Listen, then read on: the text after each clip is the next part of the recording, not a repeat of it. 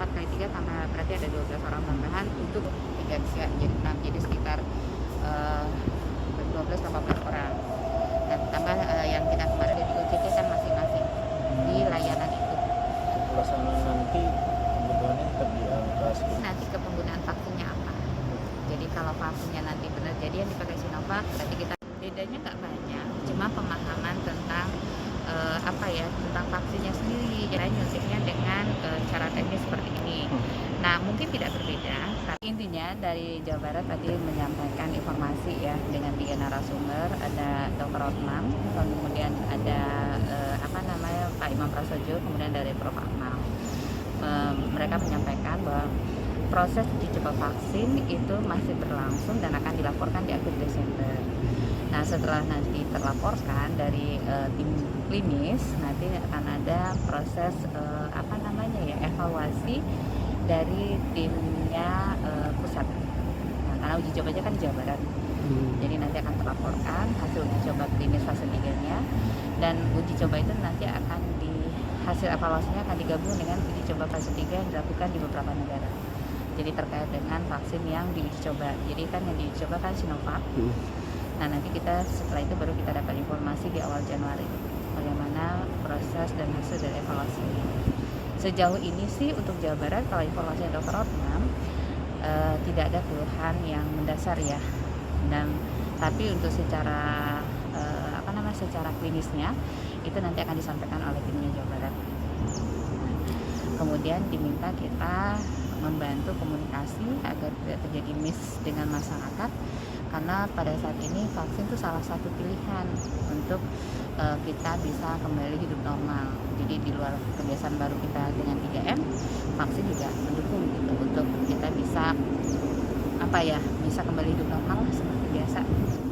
Nah, memang saat ini sasarannya masih di usia 18 sampai 59 karena memang itu adalah yang menjadi objek uji cobanya. Nah, di beberapa tempat di luar negeri itu memang sedang dicoba juga untuk usia secara terbatas di usia yang lebih rendah atau di usia yang lebih tinggi. Tapi di kita masih terbatas pada uji coba usia 18 sampai 59 itu. Alasannya, Bu? Karena kasus terbanyaknya kan di usia produktif itu.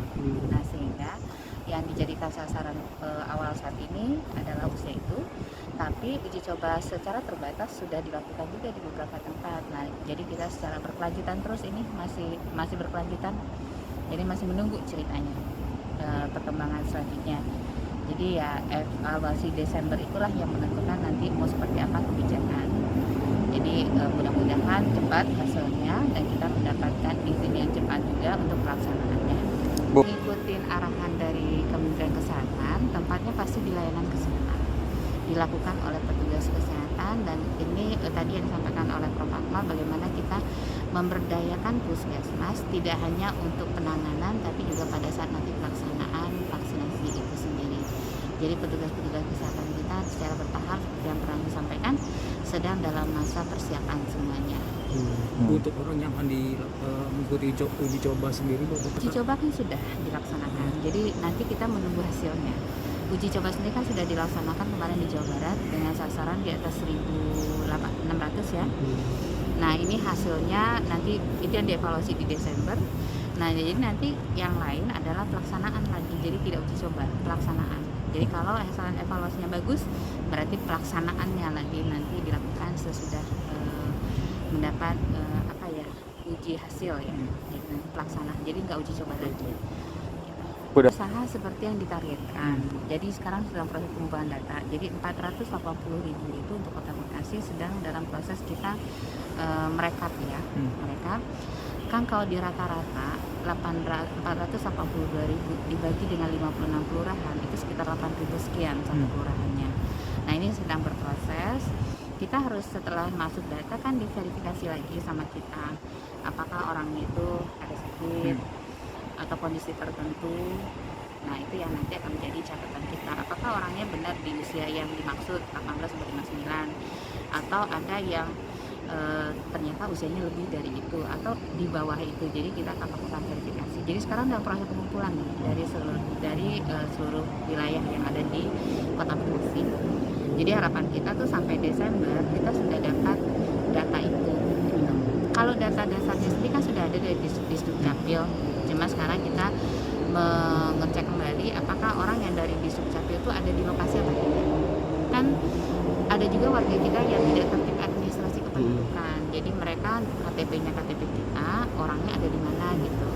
Nah, ditambah nanti akan di-checking masalah kondisi kesehatannya, bagaimana kondisi dia, apakah ada penyakit penyerta, ada penyakit lain-lain yang diderita pada saat ini. Gitu. Jadi nanti akan ada verifikasi untuk datanya.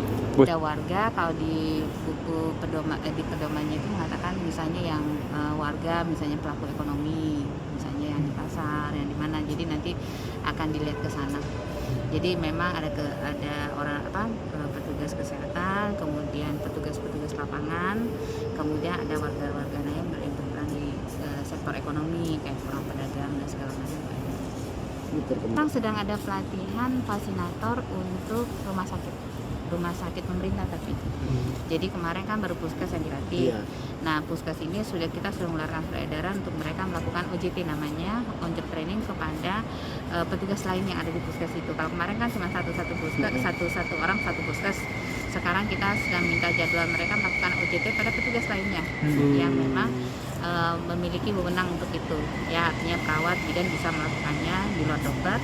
Nah, itu kita nanti sedang mengatur jadwal OJT. Di luar itu sekarang sedang ada pelatihan untuk rumah sakit pemerintah. Jadi tenaga kesehatannya perwakilan. Jadi kalau kayak kita perwakilan dari RSUD ada 4, jadi Kasbula sama Yakupedi. Kemudian ada 2 lagi perwakilan dari rumah sakit TNI dan Polri.